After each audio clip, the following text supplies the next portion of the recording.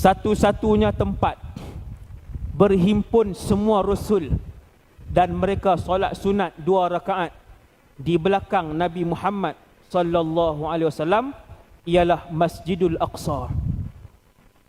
Hadis sahih dalam peristiwa Isra' Mi'raj. Kan peristiwa Isra' Mi'raj, Nabi keluar daripada Mekah, naik Burak sampai Palestin, sampai Baitul Maqdis, sampai Masjidul Aqsa. Nabi bawa tali Burak, Nabi tambat di tiang Burak. Hari ini orang Yahudi letak nama tiang ratapan. Dia bukan tembok ratapan. Tembok, bukan tiang, sorry.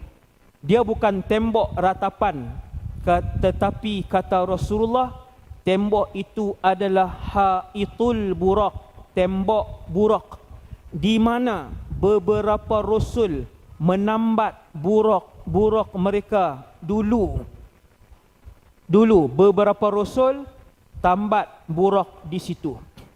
Bila Nabi sampai giliran Rasulullah Isra' Mi'raj, Nabi pergi ke situ, Nabi tambat burak, Nabi masuk dalam masjid, ke semua rasul telah pun menunggu Rasulullah sallallahu alaihi wasallam. Mimpi kah jaga? Nabi mimpi kah jaga? Jaga. Dalam keadaan jaga, bukan mimpi. Maka boleh melihat, Rasulullah boleh melihat secara yaqazah, secara jaga, semua rasul. Mustahil kah tak mustahil? Tidak mustahil, kerana Allah mengembalikan roh-roh para rasul. Maka Nabi sebut, aku melihat Musa alaihissalam, aku melihat Isa alaihissalam, dan kemudian malaikat Jibril arahkan Nabi, pelawakan Nabi untuk menjadi imam. Menjadi imam kepada semua rasul. Rasul-rasul duduk di belakang, tuan-tuan bayangkan. Sallallahu alaihi wasallam. Nabi kita ketua, Nabi kita presiden para rasul alaihi mussalatu wassalam. Untung kita, alhamdulillah. Tiap-tiap kali rasul-rasul nak naik ke langit, satu-satunya pintu yang ada di atas muka bumi Allah. Tak ada di Jordan, tak ada di Madinah, tak ada di Mekah. Lorong itu tak ada di semenanjung Malaysia. Lorong untuk naik ke langit hanya ada satu saja di atas muka bumi ini. Lorong itu ada di Masjidil Aqsa, ada di Baitul Maqdis. Sebab tu dia tempat yang penuh barakah, tempat yang dahsyat, yang hebat. Sebab tu bila peristiwa Mi'raj, Nabi boleh je naik ke langit terus daripada Mekah. Tapi tetap Allah arah malaikat Jibril bawa Muhammad sallallahu alaihi wasallam daripada Mekah, bawa pergi Palestin dulu untuk naik ke langit. Sebab satu-satunya pintu langit, highway untuk menuju ke langit yang ada di atas muka bumi ini, ada di sana. Rahsianya ada di Baitul Maqdis, ada di Palestin. Tu kelebihan dia. Ada berapa belas kelebihan ni dalam kertas yang saya pegang ni, saya tak baca semualah, no? Kelebihan ni, Masjidil Aqsa adalah masjid kedua yang dibina oleh Nabi Ibrahim. Nabi Ibrahim bina Kaabah, selepas 40 tahun dia pergi bina Masjidil Aqsa, masjid kedua yang dibina. Maka dia adalah masjid yang penuh keberkatan. Untuk terakhir pada pagi ni, ini kisah yang terakhir yang saya bawa kepada tuan-tuan tentang kebangkitan akhir zaman. Untuk kisah yang terakhir ialah, saya bacakan satu hadis yang diriwayatkan oleh Imam Ahmad, Abu Daud, Hakim dan At-Tabarani rahimahumullah. Ialah Nabi sebut dalam satu hadis daripada Sayyidina Mu'adz bin Jabal Kata Nabi SAW. Tuan-tuan tengok.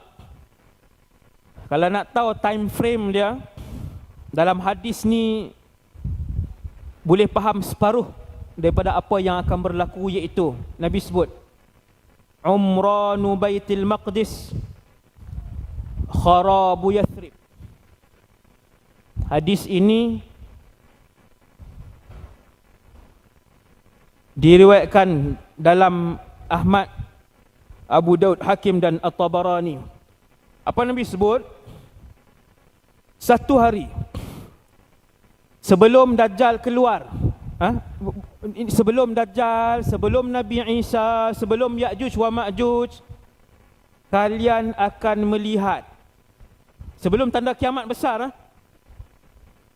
Umranu Baitul Maqdis, iaitulah kebangkitan dan pembangunan semula kemewahan kota Baitul Maqdis.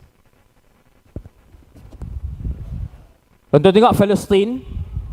Tengok Palestin, ada Baitul Maqdis. Dekat Baitul Maqdis apa semua tu. Kesemua itu akan menjadi bandar mewah. Mewah dengan kekayaan harta benda, emas, perak. Mewah dengan ramainya orang, kata para ulama. Dan mewah dengan bangunan-bangunan baru yang akan mula dibangunkan di situ. Sebelum Nabi Isa turun, sebelum Dajjal dan sebagainya. Sekarang ini keadaan di Gaza, keadaan di Baitul Maqdis, keadaan di tebing barat tidak maju.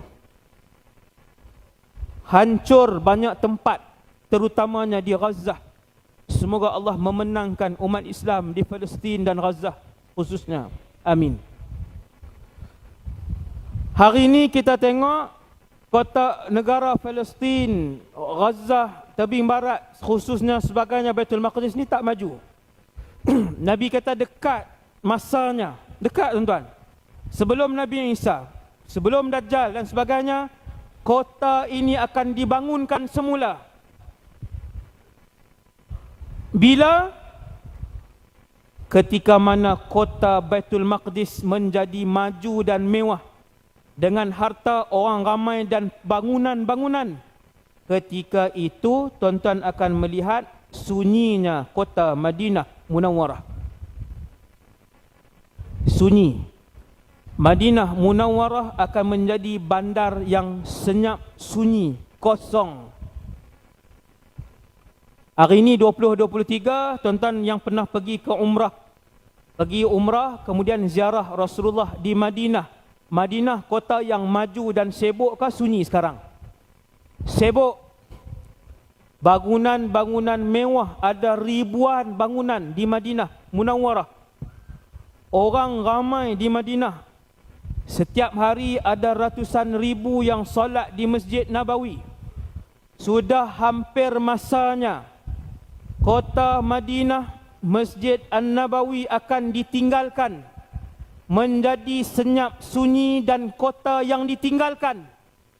Sehingga ada anjing yang berkeliaran di luar Masjid